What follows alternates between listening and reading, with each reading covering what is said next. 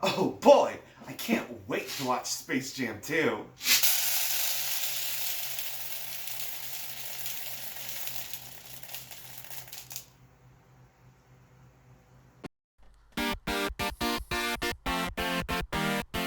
Everybody gets sad 'cause copyright law said I can't play this music. 'Cause Where it's we going to copyright claim. baseball? Look it up, it's about my recommended.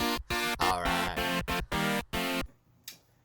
So Space Jam 2 came out, and as expected, it wasn't very good.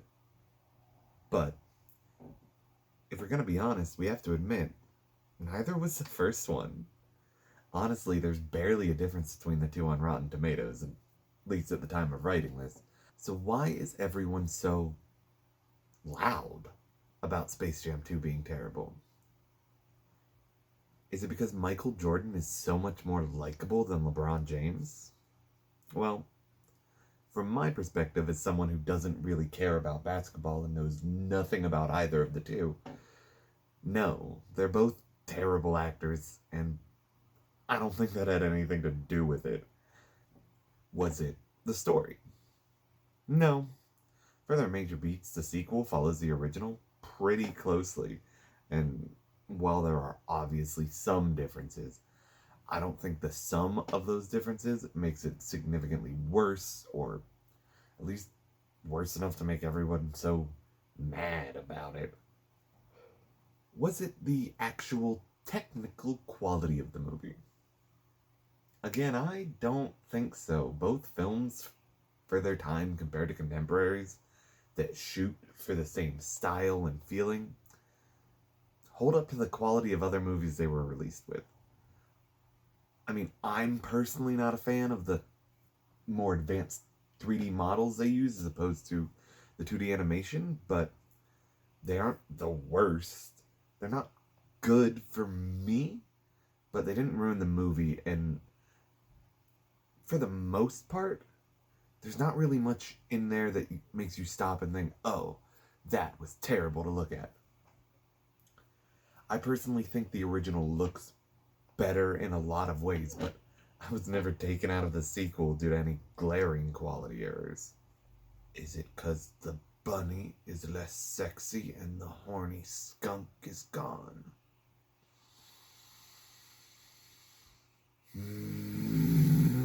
So, then what's the big problem with Space Jam 2?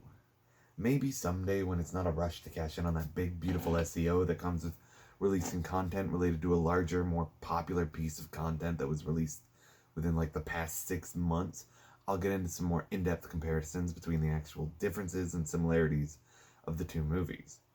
I think there's a lot to be said about the cast of each movie, as in my opinion, the original had a lot more skill in using the surrounding cast to lift up the terrible acting of their star, Michael Jordan, that overshadowed his terrible performance. And the sequel did much less of that. I do also think that the original uses the hybrid cinematography much better. Some shots that I think are really actually well done, combining 2D animation and real world shots. But that's for a whole nother day. Someday I'll make it, maybe. I don't know. But I don't think changing any of that stuff would make the movie a solid 10 and make people love it and revere it in the same way that people seem to hold the original in high regard. To answer the question of why does it seem so much worse, or more honestly, why are people so much more vocal about its quality, we need to first ask the question, who is this movie for?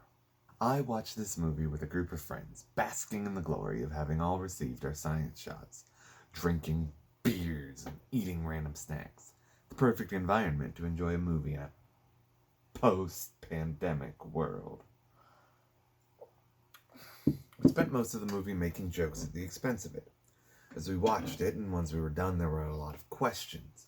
What did we just watch? Or why? Or why Porky Pig rap? But for me, the biggest question was, who is this movie for? Now, when asked literally, that's a pretty easy question to answer. It's a family movie. It's meant to be a movie that every member of your family can go see and either enjoy or at least tolerate.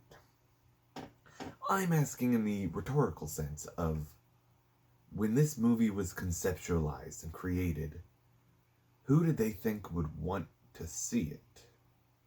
Who did they think they were making this movie for? Because when large big budget movies are made, one thing that has to be considered is the audience. Because to make money off of a movie, people have to, want to watch the movie, or at the very least be interested in it to some degree to talk about the movie and get other people to go see it. This is something that does not plague independent films as much, because usually those aren't created exactly with the idea of making profit. But when we're talking about large, big budget movies, no matter how much art they are, they're money makers first. So in being a family movie, one could argue that it's more child focused. Space Jam, the original, is more likely to be considered a children's movie than an adult movie. Now, what you'll see with movies that are adapted from children's properties is that when they're rebooted years after their source material aired, there's often a heavy tone shift that can come with it. Transformers is a perfect example of this. While there are some more serious aspects of the original Transformers series, it much more leans into the child demographic with its animation style and overall tones, except in the movie where, Optimus dies. In the reboot, the childlike elements are replaced with the factually accurate adult world of fast cars, big explosions, and sexy, sexy sex appeal. Alternatively, one other style that's often taken with reboots or recreations of children's properties is that they aim to keep the target audience in mind and just change up the content, update the quality and some of the styles, but overall shoot for the original audience that the material shot for. Scooby-Doo has gone through reboots, and with some minor exceptions in the form of the beautiful atrocities that are the live-action movies, which fall into the former category, they've remained mostly faithful to appealing to a younger audience. While art styles in the show and in the movies have changed, the core content is still child-friendly and focused, with the occasional callback to moments from their decades-long backlog. But here we have a pretty clear, albeit simplified, two-pronged path to rebooting material of yesteryear. So, what does Space Jam 2 do? It goes right down the middle. Now, some contentious folks might say, well, the original movie wasn't purely a kid's movie. I'm allowed to do that because I'm wearing contacts, I have glasses. Or make similar arguments in that field of thought. And well, I personally disagree, mainly because I was a kid when I watched it, and I feel it was very much appealed to. I would argue that it doesn't matter what the attendant demographic of the original film was. What matters is that it's been almost 30 years since the movie released. Whatever the demo of that original movie was, a majority of the fans of that movie are likely in their adulthood now. But even knowing that, the movie isn't really aimed towards these more mature fans. The overall tone of the movie is still focused towards the younger demographic. It's bright, it's fast, it's flashy. It stars cartoon characters and sports stars who they would likely to some degree recognize. The main storyline, both the personal and overarching ones, are simple in their nature and easy for a kid to understand. Dad and son have an issue. The issue climaxes. The issue is resolved. It's not very complicated. If you're looking for depth here, you're not really going to find much below the surface. The closest the movie comes to leaning into a more adult-centered reboot is pretty much in their IP placement throughout the movie. And they don't do it incredibly well. They basically use two different methods of appealing to more adult audiences. They shoehorn the tunes into clips from their other series and movies, like the Roadrunner being in Mad Max. The other way they do it is they have everyone stand and watch the basketball game. That's it. The most adult-centered part of this movie is a cameo from the cast of Clockwork Orange, standing next to a weird green blob and some White Walkers from Game of Thrones, watching them do the basketball shoots. They try to double and triple and quadruple cash the check of, oh neat, look at that. Oh neat, look at that. And time again throughout the movie, they do it poorly. And maybe for some people, that check won't bounce. Maybe that's what they want from this movie. They just want to see the entire Warner Brothers extended universe set up in an Avengers-style giant clash of worlds. But even if you're the biggest Warner Brothers fan, I can't imagine the glow can stick around for the entire movie. And like I said earlier, the story doesn't provide much depth to allow audiences with a wider, more worldly knowledge base. You know, like an adult watching the movie that goes beyond the surface of the plot and the scenarios. I can see how the story revolving around the dynamics of a strained parent-child relationship can pull at heartstrings of those with kids, but it doesn't stand out any more than when a late 90s sitcom would do it, and I would argue in a lot of ways it does it worse, because it takes forever. At this point, you might say the sequel must then be focused towards the children. Think of the children. It's always the children these days, which is a whole different video topic. But the thing is, if this is supposed to be for the children, they're doing a terrible job of that too. Part of the appeal that the Looney Tunes have, just as extant characters in the world, is their ability to do anything. They explode, they extend, they defy the laws of physics, they get flattened, they normalize exploring your gender and sexuality. They do anything and everything because that is one of the most magical things about 2D animation. If it can be drawn, it can exist in the world. A big part of the sequel's aesthetics involve an embrace of a newer form of animation, which is 3D modeling, and I don't think for the most part that they look too bad. I'd hug a lot of those critters. The problem is, 3D modeling can look great, and for the most part, this movie does it pretty well. And it's a fully understandable choice of why they did that. Not only are they competing with other movies and shows that have been doing that for way longer, they're also competing for attention from video games, of which many are full 3D and interactable. Well, it's not a choice that I love. I don't think it's a dumb choice, and honestly fits well within the context and story of the film, which in and of itself has a lot of discussions about video games. But it takes a lot more time, money, and work to get those models to work like the traditional animated toons did, and not have it just look bonkers. And when you remove the wild physical antics of the toons, which are something that's a lot harder to do and make look good in 3D modeling animation, you remove maybe the most novel thing about them. Sure, they can do some fun things, like use gadgets or do things that, given their implied physical abilities, might be surprising, like Granny doing some weird kung fu moves, but nothing really stands out. Hot take of the video: traditionally animated cartoons are the peak of slapstick comedy, because nobody can die, and anything can be done to them. Without the highly exaggerated slapstick, this movie doesn't really need the Looney Tunes. It does nothing to highlight their best features, and those are the features that cement them as timeless entertainment for kids, and for many adults too. While not everyone may laugh at a New Yorker comic, almost everybody can enjoy a bit of Schadenfreude. It's what makes me personally the most nostalgic for my time as a child watching them.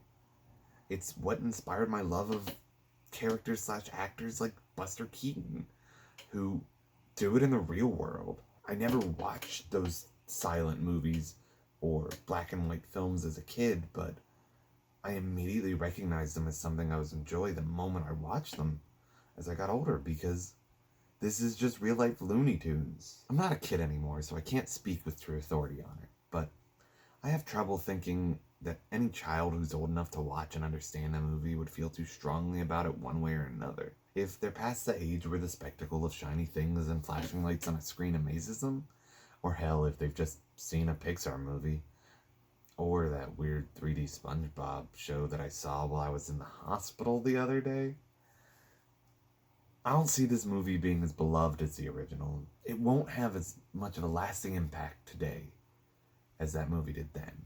By losing what makes it novel, it becomes just a mediocre family movie in a sea of many. So what have they done here? Well, they've gone down the terrifying path of trying to please everyone. What they've done with Space Jam 2 is try to appeal to both big potential markets. And as often happens when you try to make everyone happy, no one really is. When creating something, it's often helpful to give oneself some sort of constraint, be it setting a timer to get something done or deciding to play music in a particular style. Constraints are helpful because they force you to hone a skill. They give you a target to aim for, and even if you don't hit the bullseye with it, you're definitely going to be more likely to hit it on purpose than with a scattershot approach. Because using a scattershot approach, even if you do hit a bullseye, or maybe even multiple bullseyes, you lose a lot of energy in the buckshot that went somewhere else. It has a lot less of an impact, even if you hit right in the center. Just ask Dick Cheney. Hey. This chair is so loud. Space Jam 2 is a shotgun of a movie that just tries to hit all the marks and misses the ones that are important. And it just gently taps the ones that it does hit. It doesn't do any one particular thing well. The original, while having some aspects to make the adults feel like they haven't wasted their time watching the movie, leans into the tunes and their novelty to make a fun movie to watch for the kids that won't bore the adults either. It also just had the advantage of doing it first. Even if the rest of the novelty wasn't there, it was the first Space Jam, so it didn't have anything to compare. Even if the novelty wasn't there, it was the first Space Jam, so it also didn't have anything to really compare it to. It, in and of itself, had novelty in just existing because it was one of a kind. Space Jam 2 tries to be a movie that appeals to kids, adults who've never seen the original, and adults who had. They try to appeal to those who might not already be sold on the nostalgia factor by adding in some edgy shared Marvel Universe style thing of all its properties. It just doesn't have anything that makes it stand out, and it doesn't pull on the nostalgia in a creative way, or imagine the original story in a new way. It's just the same player with a new jersey. The people who are loud about it now are the adults who wanted the movie to be for them. And the thing is, that's a loudness that will never go away. We saw it with Space Jam 2. We saw it with Star Wars. And we'll see it with the next big series revival. And the kids who enjoyed this movie probably didn't enjoy it enough to be loud about it in the future. But I'm sure they'll have their volume about something. I mean, that's just people, baby.